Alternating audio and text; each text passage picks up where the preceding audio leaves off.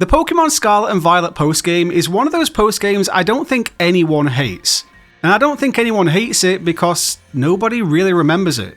There's not all that much to it, and diving back in, after quite recently enjoying the postgame sagas of games like Pokémon X and Y with the Looker arc, and Pokémon Platinum with the sprawling battle zone areas, Omega Ruby Alpha Sapphire with the Delta episode, it was a significantly tamer experience.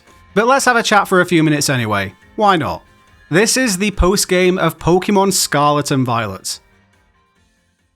So the game ends on a genuinely high note. The whole Area Zero finale was incredible. I hold it in such high regard. It's emotional, it's dramatic, it's thematically tight, which makes what happens next feel kind of abrupt. You're dropped back into your dorm room at the academy, which I think for most people is the solid second time you've ever been in this room, maybe even the school in general. And we're immediately called to the director's office. Us and the gang basically get a quick debrief in here about all the antics that went down in Area Zero. Arvin has this little moment where he's coming to terms with things and starting to feel a bit of closure around losing his parents, which is nice, and a testament to his character really. That was a lot to go through. I'd be staring at the ocean for a month straight. We get the Master Ball, yippee, and Director Clavel suggests doing something to celebrate the player's recently attained champion rank. Of course, Nemona butts straight in with a suggestion of a tournament, rewarding winning battles with more battles. Cheers for that, Nemona. And we're almost let off the hook, because Clavel says that it's a bit above his reach to organise.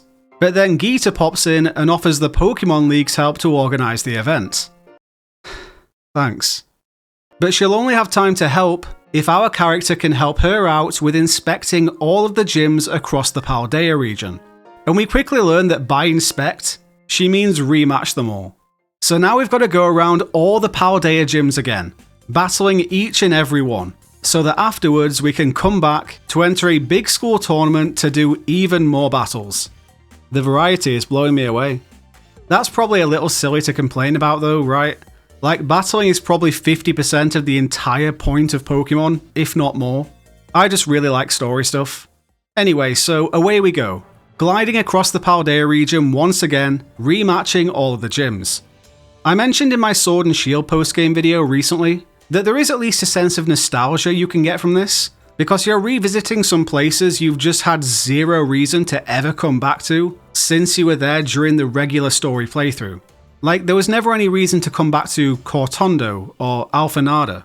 I'd say Montenevera as well, but I have to be honest, I come back here all the time. This is the prettiest Pokemon town we've had in generations.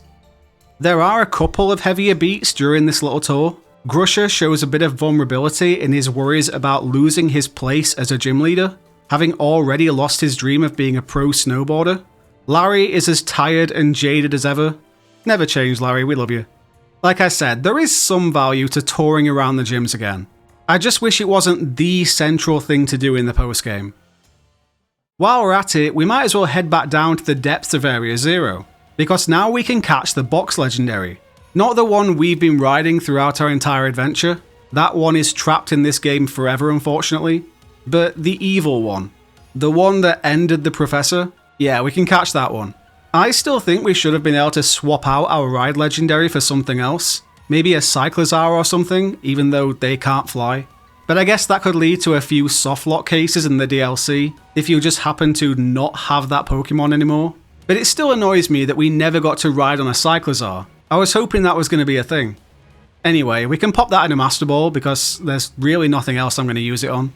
And then we're caught up with everything we can do so far. After we've sorted all that, we can check back in with Geeta at the academy in Mesa Goza, and we show her our dorm room, which really does look depressing as hell, doesn't it? It does not look lived in at all. I will forever scorch that bed placement too, that is criminal. Then she throws us a King's Rock for some reason, and tells us it's bedtime. Okie dokie.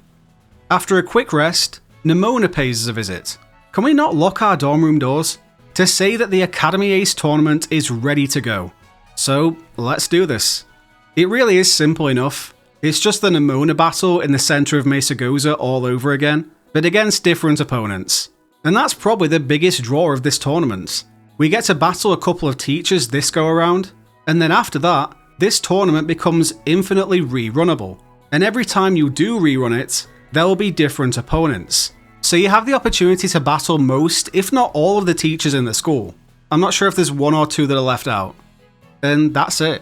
We win, the crowd chants our name, Clavel announces that this tournament will be a recurring thing, and so it becomes the Battle Tower style thing in Scarlet and Violet. So that's that. And of course then you're wondering what else there is to discover and explore. I'll save you the hassle. Nothing really. In the age of paid DLC, the only things that keep you booting the games back up on the regular are terror raids. And shiny hunting if you're into that too. Those things are basically the post-game loop. There's been a constant conveyor belt of special event terror raids dropping as well. They do require a Switch Online membership though. So if you don't have Switch Online, and you opted not to buy the DLC of Scarlet and Violet, your adventure does kinda stop here. Not that I think there's anything wrong with that. I don't mind a game just being complete, and so it's just time to move on to something else. I think it's more that Pokemon games have almost always been known to have a healthy extra chunk of content after the initial credits have rolled. It was like a reward for finishing the game. That bit extra that you feel you've really earned by putting the hours in. Like a bit of extra story. An extra location or two you can explore. We already lost that one in the previous generation with Sword and Shield though, so that wasn't exactly a surprise. I do feel like in a parallel universe somewhere, DLC never became a thing in Pokemon, and instead we actually gained access to this greyed out space in the northeast of the map here. What we all came to think of as the likely DLC area, most likely Southern Kalos. But yeah, that didn't happen, and the DLC ended up taking us to the other side of the Pokemon world. But yeah, it really does seem like post-games are a thing of the past now. They've been replaced by DLCs. I do think that DLCs offer a fair amount more than a post-game would, but to an extent, you could absolutely argue that at least some percentage of content is held back nowadays to release later down the line as a paid DLC. Yeah, fire off with any opinions you have on that down in the comments. It is kind of bizarre, relatively, for the game to just suddenly drop into this odd, eerie, empty feeling state. The tone of Paldea just plummets. But as I said, you could just consider the game as complete.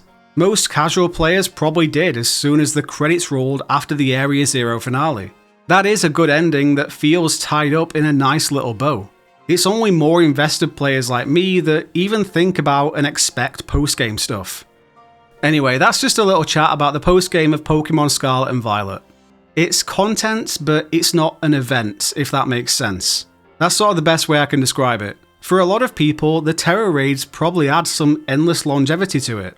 For VGC players, the money grind of the Academy Ace tournament and the item drops are probably super helpful. Shiny hunting is the most accessible it has ever been in Scarlet and Violet. You can find shinies by the boatload with all the OP sandwich power methods. So there's still fun to have if you're into some of the more niche corners of the mainline Pokemon experience. You kinda just have to create your own fun, you could say. Yeah though, let us know in the comments any thoughts you have about Scarlet and Violet's post-game situation, and any other ramblings you want to drop in. I'd love to hear them. Please do leave a like on the video while you're there, that's a huge help. Thanks so much for hanging out, and I'll catch you in the next one.